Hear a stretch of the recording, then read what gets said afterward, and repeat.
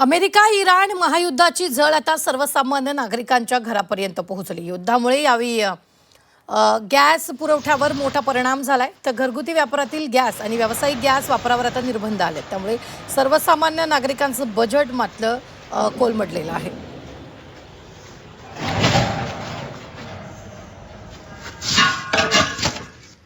America, Israel आणि Iran युद्धाचा फटका आता भारतालाही बसू लागलाय. देशातील गॅस वितरणावर याचा मोठा परिणाम झालाय. व्यावसायिक गॅस सिलेंडर वितरणाला सरकारनं मज्जाव केला. मात्र रुग्णालयांमध्ये व्यावसायिक गॅस सिलेंडरची गरज पडत असल्यानं हे सिलेंडर द्यायचं की नाही असा प्रश्न वितरकांना पडलाय.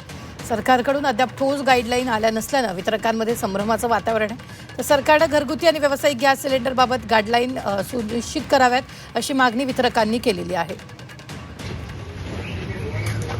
महत्वाची गोष्ट जे कमर्शियल सिलेंडर होते, जे इंडस्ट्रीज लेवलला किंवा हॉटेल्स लेवलला चालायचे, तर त्यांचे ते बंद करण्यात आले. पण आता एक मोठा प्रश्न असा तयार झालाय का बऱ्याचशा हॉस्पिटलला सुद्धा कमर्शियल जायचे. तर हॉस्पिटलचं कसं करायचं, अजून त्यांच्याकडनं ती गाईडलाईन येणं बाकी आहे. तर फक्त त्यांनी तेवढी गाईडलाईन द्यावी का हॉस्पिटल करता जर आपण डोमेस्टिक दिले तर चालेल का?